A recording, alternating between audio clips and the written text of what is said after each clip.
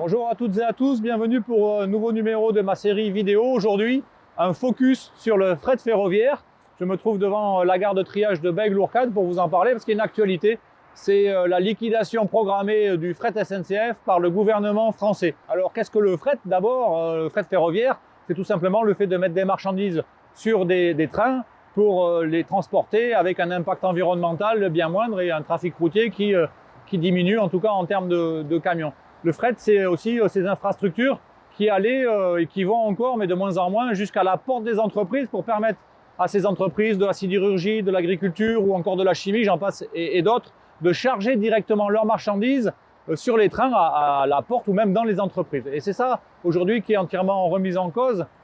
On est à un niveau aujourd'hui extrêmement bas. Le fret ferroviaire ne représente plus que 9 à 10% du trafic de marchandises en France, alors que dans les années 80, on était presque à 30%.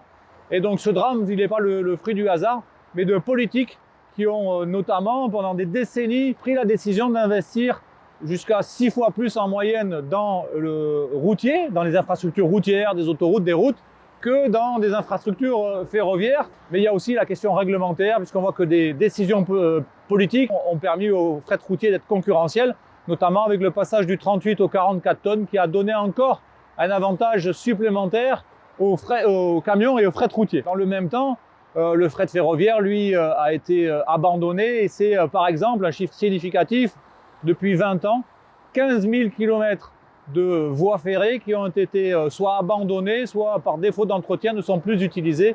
15 000 km de moins en 20 ans.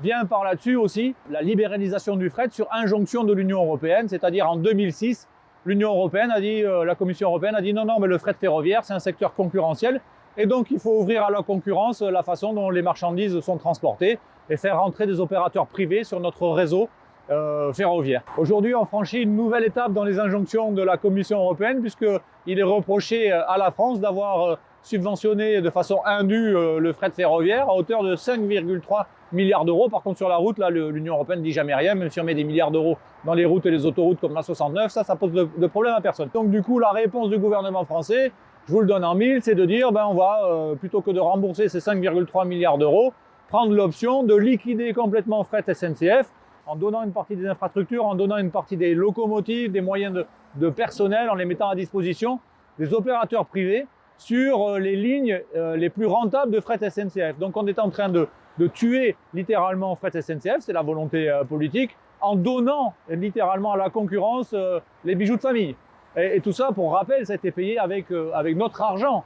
Et donc voilà, ça c'est quelque chose qui aujourd'hui est inacceptable, d'autant plus que comme je l'avais fait remarquer ici il y a quelques semaines en venant avec ma collègue députée européenne Manon Aubry, il y a absolument une autre façon de faire, d'autres solutions que de répondre bêtement aux injonctions de l'Union européenne. C'est notamment la direction qu'a pris un pays qu'on cite souvent en exemple, qui est l'Allemagne. L'Allemagne qui a refusé cette injonction de rembourser soi-disant des dettes indues sur le fret et qui continue, pour le coup, à investir massivement dans le rail. Ils ont encore un plan d'investissement qui est un peu plus de 8 milliards d'euros chaque année dans les infrastructures et le résultat est là. Assez simplement, on constate aujourd'hui que fret marchandises en Allemagne, c'est plus de 22% du volume, là où nous, on est à peine à 9%.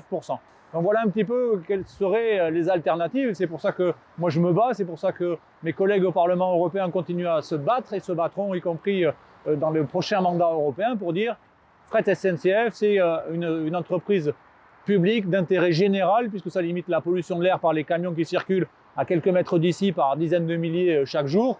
Et puis ça permet aussi de sauvegarder les emplois de fret SNCF, d'avoir des conditions sociales bien meilleures que ces travailleurs détachés qui conduisent des camions pour quelques centaines d'euros par mois. Bref, on a tout à gagner à aujourd'hui avoir des politiques publiques qui soutiennent le fret ferroviaire. Par ailleurs, les décisions prises par le gouvernement français de liquider fret SNCF ne correspondent absolument pas aux objectifs affichés ou en tout cas déclarés par le président Macron de planification écologique, terme qu'il nous a emprunté pour pas dire volé, puisque au lieu d'investir massivement dans des services publics comme ceux du fret ferroviaire, il fait du saupoudrage ici ou là d'aides au privé qui vont absolument à l'encontre de ce que nous on prône en termes de planification écologique à long terme pour favoriser des pratiques écologiquement et socialement soutenables. Je vous dis à très bientôt, portez-vous bien.